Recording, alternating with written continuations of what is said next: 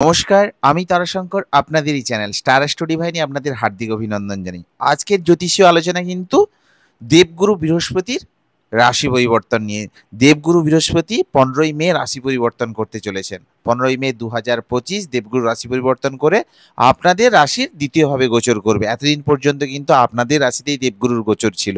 সেই দেবগুরু বৃহস্পতি দীর্ঘ 1 বছর পর রাশি পরিবর্তন করবে। ফলে বৃষ রাশি অথবা বৃষ লগ্নের জাতক জাতিকাদের কেমন প্রভাব দিতে চলেছে, কি কি পরিবর্তন আসবে আপনাদের জীবনে, সেটাই নিয়ে কিন্তু আজকে আলোচনা করব।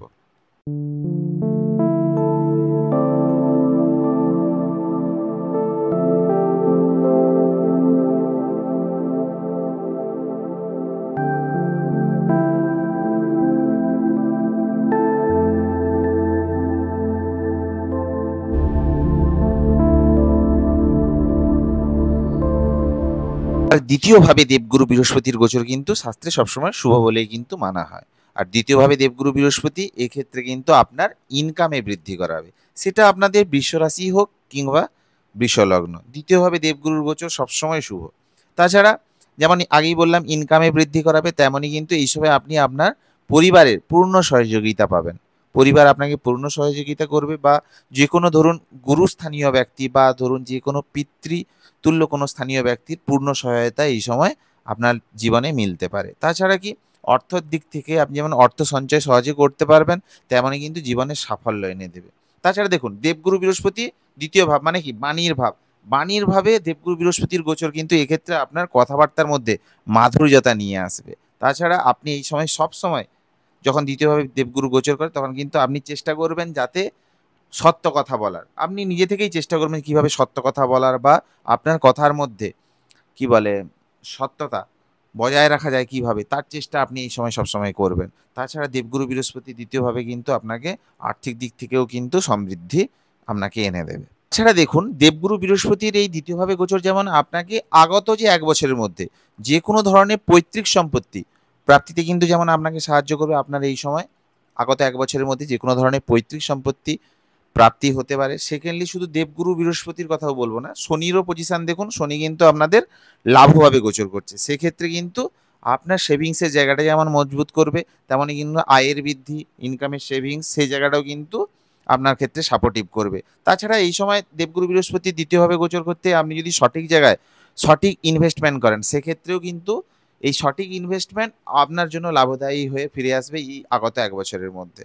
সেক্ষেত্রে অর্থের সঞ্চয়, ইনকামে বৃদ্ধি, লাভ, সেভিংসের জায়গাটা সব জায়গাটাই কিন্তু মজবুত করবে দেবগুরু বৃহস্পতি এবং শনিদেবের এই গোচর। তাছাড়া দেখুন দেবগুরু বৃহস্পতি এই মিথুন রাশিতে এসে মানে আপনাদের দ্বিতীয়ভাবে এসে আপনাদের ষষ্ঠ ভাবকে দেখবে। ফলে কি ষষ্ঠ ভাব হচ্ছে শত্রুস্থান, আপনাদের শত্রুকে নাশ করবে। যদি কোনো আপনার গুপ্ত শত্রু থেকে থাকে বা কেউ যদি আপনার ক্ষতি করার কেউ চেষ্টা করে থাকে ভেতরে ভেতরে, তাকে কিন্তু এখানে নাশ করবে দেবগুরু বৃহস্পতির এই দৃষ্টির দ্বারা। সেকেন্ডলি কি যদি কোনো ধরনের লোন, ধার দেনা বা ঋণ থেকে থাকে, সেটা কিন্তু এক্ষেত্রে দেবগুরু বৃহস্পতি আপনাদের ষষ্ঠভাবে পড়ার দরুন আপনি সেই সমস্ত ঋণ ধার দেনা সহজেই কিন্তু চোকাতে পারবেন। তাছাড়া দেখুন দেবগুরু বৃহস্পতি মানে দ্বিতীয় দৃষ্টি পড়ছে আপনাদের অষ্টম ভাবের উপর। আগেই যেরকম বললাম যে পৈতৃক সম্পত্তি থেকে লাভ হতে পারে, হঠাৎ করে অর্থপ্রাপ্তি, অচানক অর্থপ্রাপ্তি কোথাও না কোথা থেকে চলে আসবে। এই ধরনের অর্থপ্রাপ্তির যোগ তৈরি করে যখন দেবগুরু বৃহস্পতির অষ্টম ভাবের উপর দৃষ্টি পড়ে। তাছাড়া কি আগেই বললাম শ্বশুর বাড়ি থেকেও লাভ হতে পারে। শ্বশুর বাড়ি থেকে যে কোনো ধরনের অর্থপ্রাপ্তি হতে পারে, শ্বশুর বাড়ি থেকে লাভ হতে পারে। তারপরে কি অকাল সায়েন্স, স্পিরিচুয়ালিটি, আধ্যাত্মিকতা, মেডিটেশন থেকে লাভ হতে পারে। যারা জ্যোতিষ চর্চা করেন তাদের এই সময় লাভ মিলতে পারে। এইট হাউসের দৃষ্টি মানে হঠাৎ করে অর্থপ্রাপ্তির জায়গা এ কিন্তু এখানে করবে। এছাড়া দেবগুরুর দৃষ্টি পড়ছে আপনাদের কর্মভাবের উপর। ফলে কি কর্মভাবে দেবগুরুর দৃষ্টি মানে কি কর্মে কিন্তু পদমর্যাদা বৃদ্ধি, কর্মে মান সম্মান প্রতিষ্ঠা বৃদ্ধি।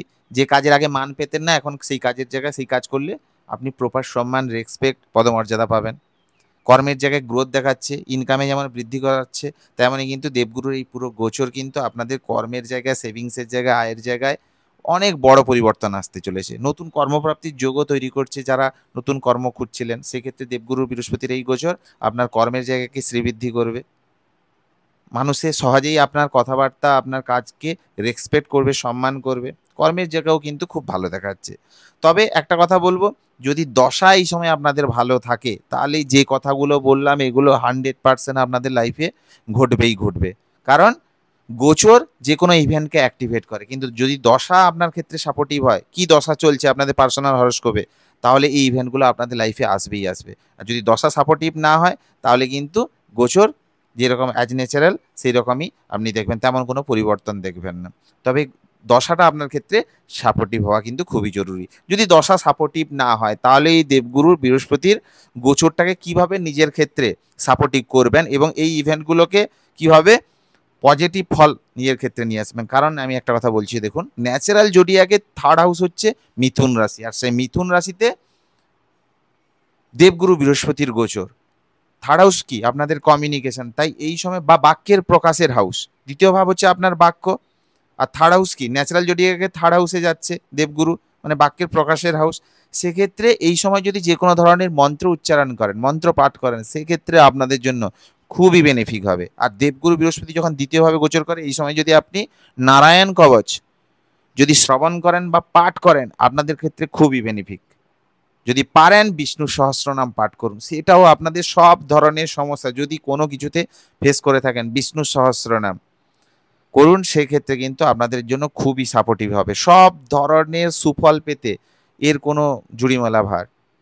ভিডিওটি যদি ভালো লাগে, অবশ্যই চ্যানেলটিকে সাবস্ক্রাইব করবেন এবং অল নোটিফিকেশন অপশানে অবশ্যই ক্লিক করবেন, যাতে আমি নতুন ভিডিও আপলোড করলে সবার প্রথম আপনাদের কাছে পৌঁছে যায়। এবং কমেন্টে রাধে রাধে লিখতে ভুলবেন না, কারণ আপনার একটা কমেন্ট, একটা লাইক আমাকে অনেক অনুপ্রেরণা যোগায় নতুন ভিডিও বানানো। তাই খুবই ভালো থাকুন, সুস্থ থাকুন।